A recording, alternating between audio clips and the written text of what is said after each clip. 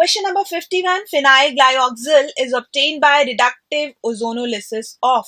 This is a well-known reaction, reductive ozonolysis, and this generally take place in case of alkene.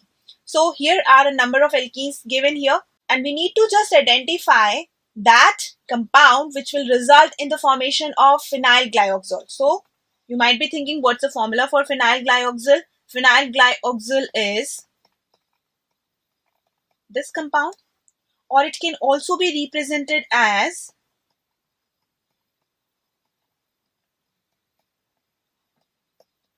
this way.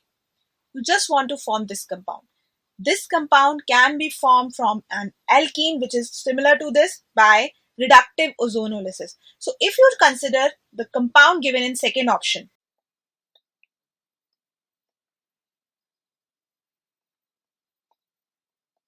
this compound is this, that's given in option 2. Now, in this case, if ozone is added to it, then in that case, ozonide is formed, and that is represented in this way. This is formed here. Similarly, it is also formed here in this way. This is the compound. Now, on reduction, it will cleave in this way, and ultimately, on adding zinc and H2O, it forms phenyl glyoxyl. So, this is quite clear from this reaction that the compound that can show this is given here in option 2, and that's why this is the correct answer for this question. After this, there's another question. Question number 52. The compound which will show keto-enol tautomerism is. In this case, we need to just identify that compound which will show keto-enol tautomerism, and this keto-enol tautomerism is shown by those compounds in which enolizable proton is present. We have to just identify that compound. If we look at the compound given in the first option, that is given here, and in this case we have the carbon atom at which hydrogen is present. This is enolizable proton. In this case, what will happen? It gets changed into phenol. It means there would be the bond distribution, and this type of compound, phenol, is formed. Keto-enol tautomerism can be shown by this compound only, and that's why I'll choose option 1 as the correct option. After this, another question.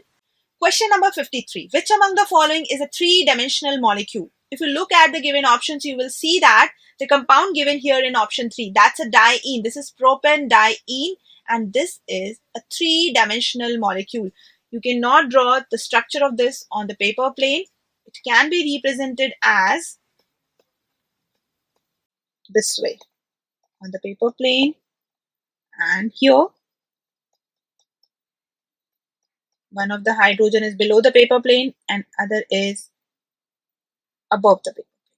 This type of molecule it is. So option 3 is the correct option that we can choose here. After this, question number 54, we have the color of the solution obtained when sodium fusion extract. We're talking about sodium fusion extract of urea. It is boiled with ferrous sulfate followed by acidification with concentrated sulfuric acid. It's a very good test that's done to identify the elements present in an organic compound, and we have urea. We know that in case of urea, both carbon and nitrogen are present. Now, in this case, if sodium extract is formed, or simply the sodium fusion extract is formed, we'll obtain NaCN. And now this will participate in the reaction with ferrous sulfate followed by acidification with concentrated sulfuric acid.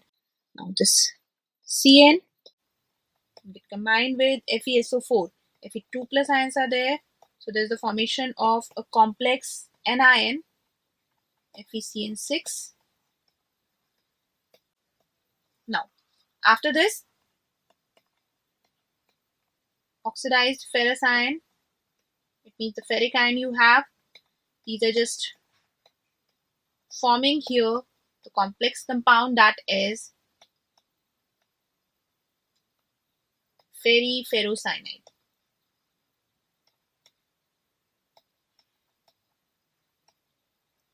This compound is formed, so it would be this. And the color of this compound, this ferrocyanide, is Prussian blue. This is Prussian blue in color. And on the basis of this, you can easily choose option 2 as the correct option for this question. It's a very good test for the presence of carbon and nitrogen both in the compound. Further, there is another question.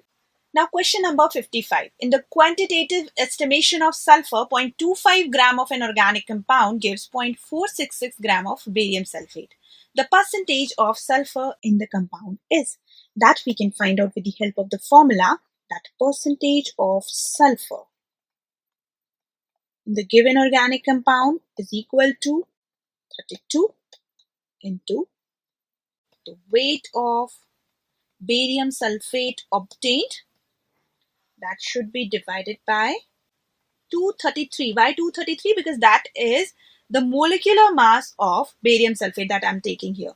Then it should be multiplied by weight of the organic compound taken. Organic compound into 100. This will give you the percentage of sulfur in the particular compound. So this percentage of sulfur would be equal to 32 into what's the weight of the barium sulfate? It's clearly given in the question. Weight of the barium sulfate is 0.466 gram and weight of the organic compound is 0.25 gram. So both the things we have, let's multiply weight of barium sulfate, that's 0.466 into 100 and it should be divided by 233 into weight of organic compound that you have taken here is 0.25 gram. And when you solve this, you will identify that the percentage of sulfur is 25.6%. And on the basis of this, option 4 is the correct option for this particular question. That's why I have chosen this. Now, after this, next question.